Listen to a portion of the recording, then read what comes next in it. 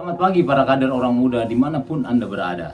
Hari ini tanggal 28 Oktober, hari bersejarah, hari Sumpah Pemuda bagi bangsa Indonesia. Judul dari materi kita hari ini adalah penyalahgunaan kekuasaan. Ditulisnya dalam surat itu demikian: tempatkanlah Uria di barisan depan dalam pertempuran yang paling hebat. Kemudian kamu mengundurkan diri daripadanya, supaya ia mati terbunuh. Dari kitab kedua Samuel, bab 11 ayat 15. Para kader yang saya cintai, Pittacus menulis, ukuran seseorang adalah apa yang dia lakukan dengan kekuasaannya. Seorang pemimpin menggunakan kekuasaannya untuk satu tujuan, yakni melayani.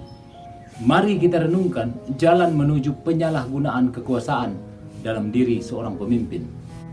Tahap yang pertama, kejutan. Di dalam hatinya, dia merasakan, oh, saya mendapat ini. Tahap kedua, percaya diri. Saya memang membutuhkan ini. Tahap tiga, kepuasan.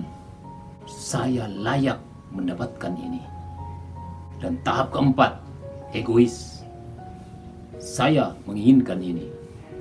Para kader, dengan memperhatikan bagaimana Raja Daud menganyam jaring yang membuatnya jatuh dengan Batsyeba, kita bisa memperhatikan ada 5 penyalahgunaan kekuasaan yang masih menyandung pemimpin pada zaman ini. Calvin Miller menggambarkannya sebagai berikut. Yang pertama, mulai tidak menerapkan disiplin pada pengikut kita.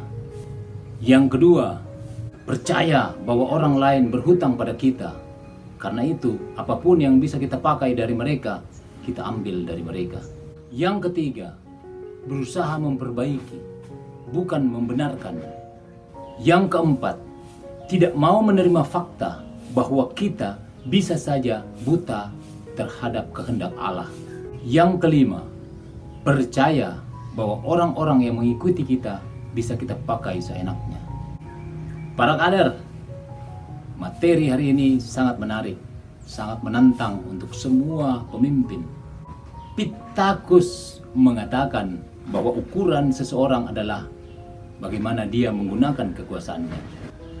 Dalam hal ini, seorang pemimpin diuji bagaimana dia menggunakan kekuasaannya.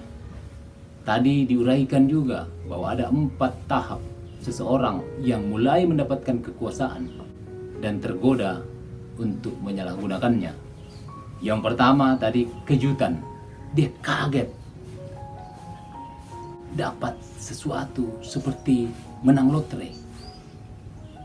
Wow. Kemudian yang kedua, dia mulai percaya diri. Wow, ini memang untuk saya. Tahap berikutnya, dia mulai puas. Seseorang yang sudah mendapatkan kekuasaan, sudah terkejut dengan kekuasaan, mulai percaya diri. Habis itu dia mulai puas dan meyakinkan dirinya bahwa ini memang saya layak untuk dapatkan ini. Dan yang paling parah ketika egoisme menyerang dia pada tahap berikutnya. Saya menginginkan ini.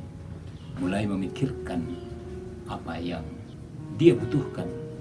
Bukan tujuan utama dari seorang pemimpin yang menggunakan kekuasaannya, yakni melayani. Jauh dari makna itu. Dan tadi ada 5 hal lagi yang diberikan sebagai tambahan untuk mengingatkan kita bahwa tahapan kerusakan dimulai dari kurang disiplin dan mentolerir ketidakdisiplinan. Dari situ kita mulai membenarkan apa yang tidak benar, mencoba menutupi sebuah kebenaran, mulai percaya pada orang-orang yang berhutang padanya, layak diperlakukan seenaknya saja. Dan seorang pemimpin jatuh di sana. Daud pernah mengalami itu. Daud merancang perangkap untuk dirinya sendiri. Daud mengalami 4 fase dalam jalan menuju penyalahgunaan kekuasaannya. Keinginan yang tidak teratur dan tidak bisa dikendalikan olehnya membuatnya jatuh. Untungnya Daud cepat bertobat. Kita belajar dari kesalahan ini. Penyalahgunaan kekuasaan dimulai dari diri seorang pemimpin yang tidak sadar pada fase-fase yang berkembang dalam dirinya ketika dia mendapatkan sebuah kekuasaan. Mari kita belajar mengontrol diri kita, merenungkan setiap hari bahwa kekuasaan seberapapun kecilnya adalah jalan untuk melayani, bukan untuk memuaskan diri.